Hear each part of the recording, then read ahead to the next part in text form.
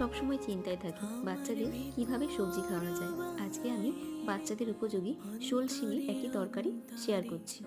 আমাদের শিম গাছটি মাচার অভাবে সজনে গাছকে আশ্রয় করে অনেক উঁচুতে উঠে গিয়েছে। তাই অনেক শিম ধরলেও আমরা সেগুলো পারতে পারি না। এই যে আমি বাবাকে বললাম, তাই বাবা মুয়ে উঠে কয়েকটা শিম পেড়ে দিয়েছে। ওই যে বললাম না, বেশি কিছু পারতে পারিনি, এই কটাই পারতে পেরেছি। এরপর আমি নুন হলুদ মাখিয়ে শোল মাছের একটি পিসকে ভেজে নিচ্ছি, ভালো করে ভেজে নিচ্ছি। এরপর ওই তেলের মধ্যেই আমি নুন হলুদ মাখানো শিমগুলোকেও ভেজে নিচ্ছি। এরপর কড়াইতে তেল গরম করে পেঁয়াজ কুচিয়ে দেওয়ার পর আমি এর মধ্যে একসঙ্গে বেটে রাখা আদা জিরে বাটা দিয়ে একটুক্ষণ কষিয়ে নিয়েছি। এরপর একে একে আমি নুন আর এরপর হলুদ গুঁড়ো দিয়ে একটুক্ষণ নাড়াচাড়া করেছি। তারপর পরিমাণ মতো জল দিয়ে দিয়েছি।